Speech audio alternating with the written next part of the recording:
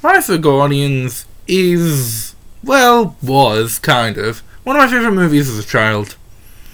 I always found it strange how it never got much talk online. And I wonder why that was. So I'm going to talk about it today. Actually, this is going to be a new series on the channel. Every couple of weeks or so, I will talk about why a movie, most likely from my childhood, and why I think it isn't that well talked about today. Starting with the big one, Rise of the Guardians. Well, this will mostly focus on my childhood. If I get good reception on this series, then maybe I'll explore you guys' opinion as well, if you want that. So, let's just get into this. See what this movie had to offer. So Rise of the Guardians as a movie was first envisioned as Guardians of Childhood, and wasn't actually released, was actually first considered in the year 2005. But it would of course not get considered again until 2008, when William Joyce sold the film rights to Dreamworks Animation, promising that they will follow his vision of the characters. And they seem to have kept that, as while he wasn't director the whole time, he was still executive producer. As very early into production, his daughter Mary Catherine died from brain cancer in May 2010.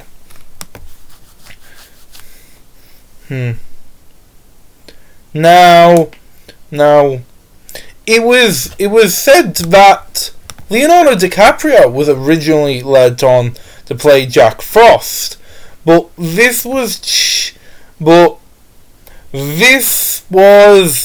changed pretty early into production. The production kind of went well, and the book Guardians of Childhood was released when the movie was well into production. The movie went through many titles, many stipulations. It was just called The Guardians for a while. The actual title wouldn't be considered to just a year before it was released, as they settled on Rise of the Guardians, which, to me, is a much better title than just any other former ones they went with. Actually, Guardians of Childhood is actually pretty good, because how do the Guardians really rise in this movie? I mean, I haven't watched the movie. I'm recording this part before I actually watched the movie. But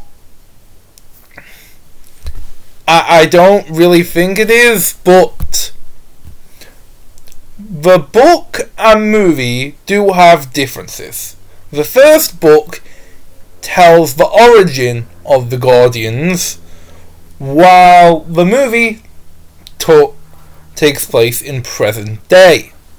This is mostly due to the fact, this is mostly due to the fact that how were they supposed to do it? I mean, they wanted them to be different, and not people preferred the book over the movie, so it makes sense how they'd have this difference. And now, let's go on to reviewing the movie after talking about the production.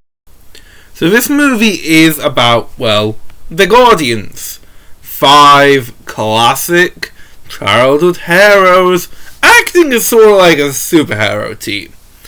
There's Santa Claus, who, aka Nicholas St. North. There's the Easter Bunny. There's the Tooth Fairy. And the Sandman. And our new addition to the cast, apparently, Jack Frost, who was the main character of the movie. This movie focuses on them fighting Pitch, who is the Bogeyman. Now, this movie's characters are fantastic, and the way they play off each other is good. Jack Frost is a great protagonist. He is a great protagonist. He does a lot. You really feel for him. He's kind of mischievous, of like a bit of a trickster kind of character, but he's not unlikable. In fact, far from it. Apparently he's been on the naughty list for years, but it doesn't bother me. It doesn't bother it. But we feel for him. He's originally dismissive about the Guardians, but we find out he actually is much less detached than all of them. As, well, they're always off at their own scene. Well, Jack's been out and about. And we see Jack, no one believes in him, so he's always felt alone. Nothing really has happened to him for a very long time. You really feel for him a lot of the time throughout the movie. It gets better for him as he learns the Guardians, but then it all gets worse as it all falls flat on its face. We'll talk more about Pitch later, but he is a really good villain. This is one of my favourite ever adaptations of Santa and the Easter Bunny. Santa is still a big, cuddly guy who's really nice, jolly, a classic Santa, but he's also an action god. He is utterly fantastic. He is hilarious, and he's played magnificently by Alec Baldwin. Boy, I wish I was doing this video a few years ago, before he was cancelled to hell. Now, the Easter Bunny, played by, get this, Hugh Jackman, is the best character in the movie. And his dynamic with Jack is a great character relationship. He is just amazing. And like when he becomes a very cute bunny at the very end, that is one of my favourite roles for him. And he is an action hero who's been trying to act cool for a really long time to the cute demeanour. So he goes for a little character arc himself. Tooth is honestly kind of my least favourite. I mean, she's cool and all that, but she doesn't really have much character outside of just being, like, nice and light, but I don't really think she needs that much. It's like the Hawkeye and Black Widow out of the Avengers. Not going to be as good characters as the others, but you still appreciate that they're there. I mean, if this became a big franchise, who knows? She might have got her own solo movie and became the favourites. And then there's the Sandman, which I'll be honest, I thought I was going to rant about him because I remember hating his death scene and attributing that to his entire character. But honestly, he's great. He's snarky. I love his dynamic with other characters, especially Jack. He's a very nice and funny character, and his muteness is used to full effect in the movie. It was disappointing. I still don't like his death scene, though. Not in the slightest. The main reason I dislike the Sandman's death is that it feels like it has no impact on the movie. I thought it was going to say, well, we need to fight against Pitch because, well, he just killed off Sandman, great character, but he's not really mentioned for the rest of the movie after this point. His death isn't brought up as like, how could you do this after Sandy, after saving him? He's barely, he's not mentioned after his death, and then he just randomly comes back at the end without much explanation. I mean, I think it's easily explainable by, it was weakening, and now by strengthening, it makes sense that he came back, because he never really died, because dreams never really died, just like there'll always be fear, always be light, and dreams, and all that. It makes enough sense, I guess, but I just don't get this. But it feels like it has no emotional impact because, again, it's not really brought up for the movie in general. I mean, having a death in a kids movie is brave. I don't think Dreamworks does this often, but they just don't do it well. It should have some emotional impact. I'm not saying he shouldn't have been brought back at the end and that it was such a cowardly move to do that, but hey, I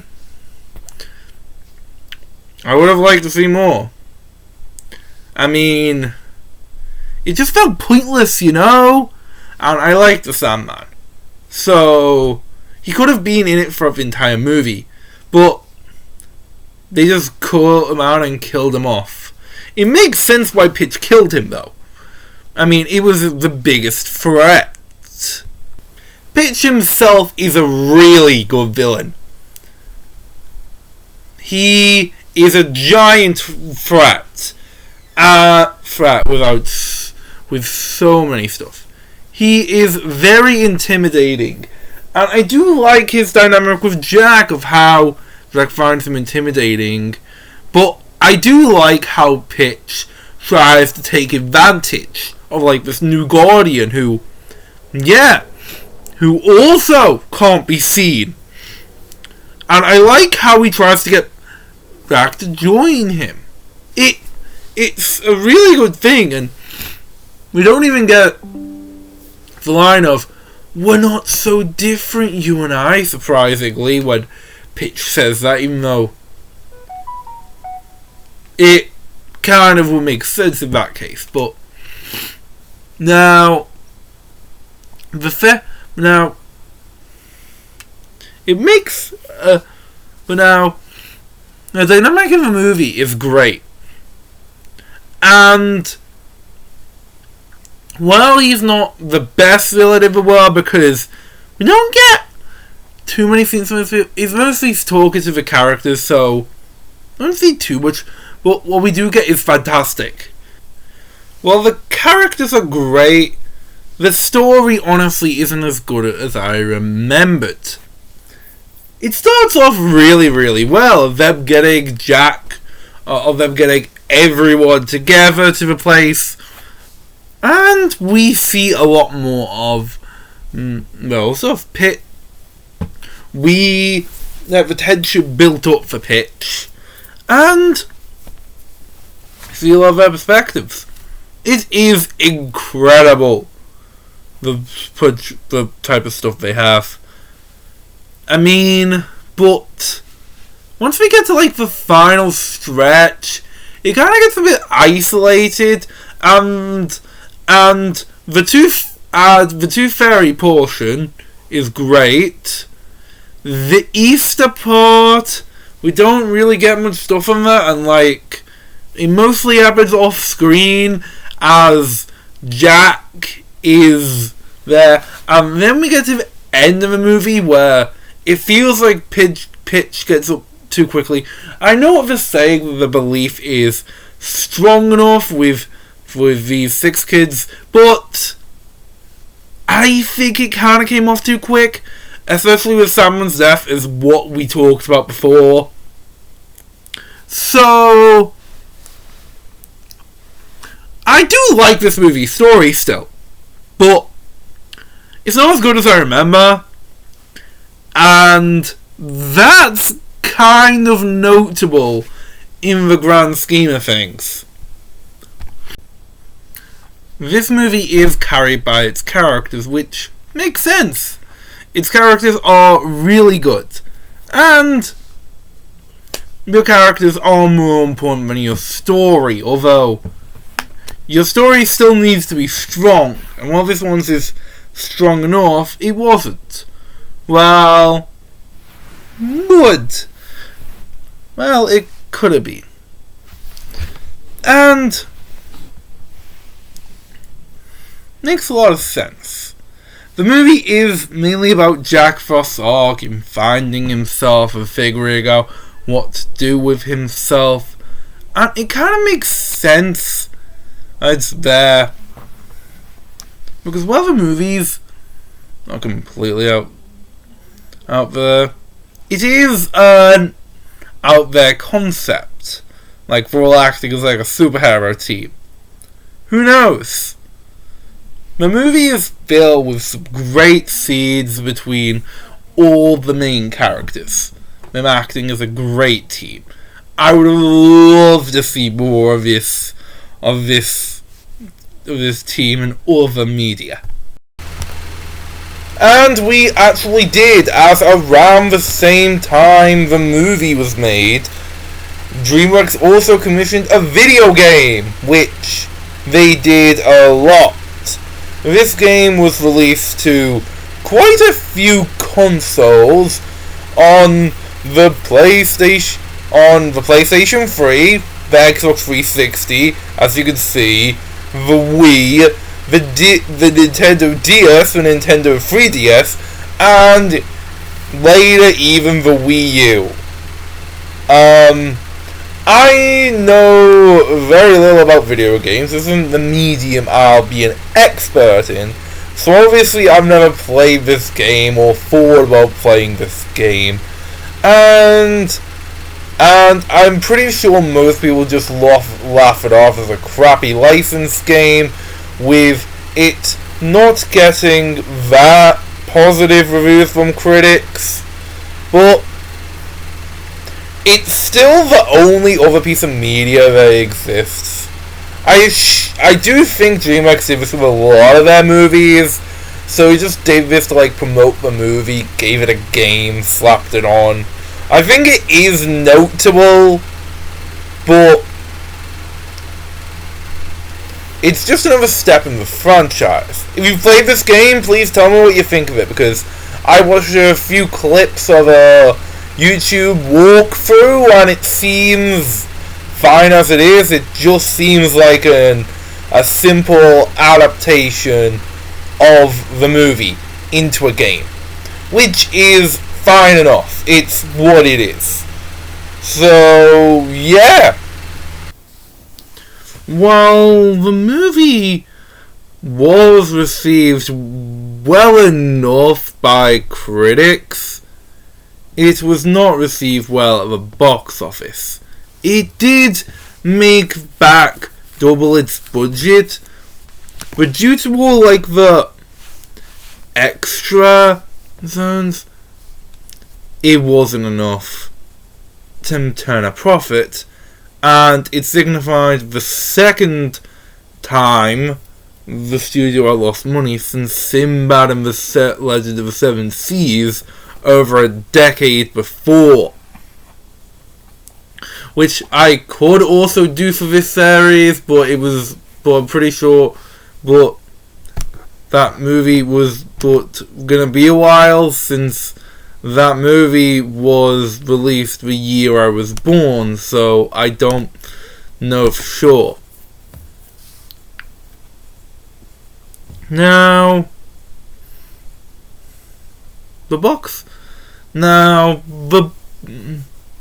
so this was really important, as this led to them laying off 350 employees,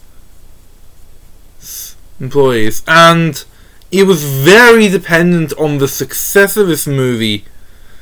So movies like Me and My Shadow were thrown in the waste bin due to this movie not being as successful as they hoped.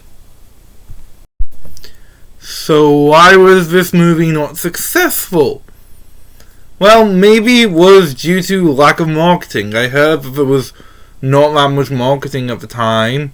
Maybe it was due to the time length it was leaked out. It was an Easter movie despite it being released near Christmas. And many people were burnt out. Maybe it was the track record. Dreamworks was in a place and wasn't great. Who knows? I like to think that there's a world in which this movie was a big money, because it wasn't as much. It was more of a flop than it looks. So obviously they were never going to revisit this franchise, no matter what. While not being successful in the grand scheme of things, the movie did have an ongoing legacy over the next few years. It actually has quite a big fan base, with it having over 10,000 fanfictions on AO3. But, as you might be expecting me to say it, over half of those are crossover fics, which is very strange. Now, there are two well-known crossover things between Rise of the Guardians, to do with Rise of the Guardians. One is the fabled Rise of the Brave Tangled Dragons. This was a giant fandom in the early 2010s, which I would have definitely been a part of had I actually been in fandom when I was 7 to 9, as I loved at least 3 of these movies when I was younger. Now, but I'd argue that Rise of the Guardians is the only forgotten film of these 4. How to Train Your Dragon obviously became a mega franchise. It got so many movies, TV series, and it's even getting a live action remake soon. You heard me right. If this is how you found out about that, then I feel sorry for you. But Tangled, while it's not as big, it's still very well remembered, very well liked. It got its own series itself, and is rumored to get its own sequel and live action remake. Where I don't know what is going on with all these. At least it's a Disney movie, so it makes more sense. Brave, well, it's certainly not fondly remembered today. I definitely wouldn't say it's forgotten, especially not by Disney. Merida has become an official Disney princess, as involved in all marketing, and while, yeah, no one really talks about the movie in a positive light nowadays, it is still remembered. Rise! Well, I have seen a few videos about it being an underrated masterpiece, which I did see, and I've tried to make this video different enough to them. It's still not widely talked about or widely known about on the internet. The other major crossover it has is Jelsa, combining two ships to make it, well, one of the most popular animated movies of all time, combined with one of the least successful Dreamworks movies of all time, just because the two main characters have ice powers. Yeah, this is something I never truly got or found weird, but I guess I don't mind it. They seem like they could be a good couple. Who knows? I'm going to be talking with Frozen quite a bit on this channel, but I think that they could be a good couple. Who knows? Let's just see. So now we come along to our final question. A question that we will ask at the end of every one of these videos. Why does no one remember Rise of the Guardians? Well, again, some people attribute that to lack of marketing to why it wasn't successful, but again, it wasn't that unpopular. Why does no one remember it? Well, time. It was a big bomb more than it looked, so it makes sense why Dreamworks would want us to forget this movie.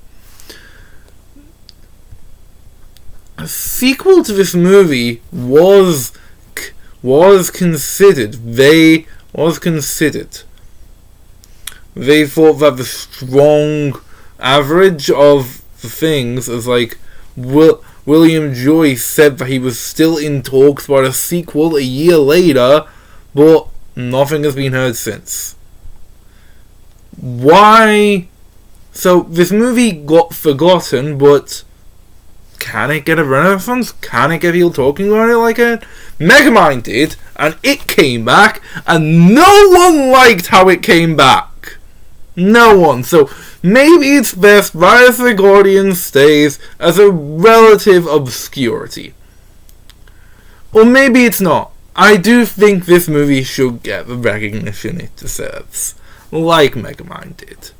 As it is still a great movie. It's flawed, but it's great, and it is very, very, very underrated.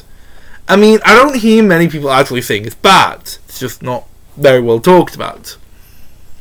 So yeah. If you liked this video, please like it. And subscribe if you want to. But I don't really care, as not like I'm going to get so many as I don't know. But glad if you enjoyed this video, and still long, but not as long as you thought. So I'll see you when I do my Season 2 hour review. That's gonna be long.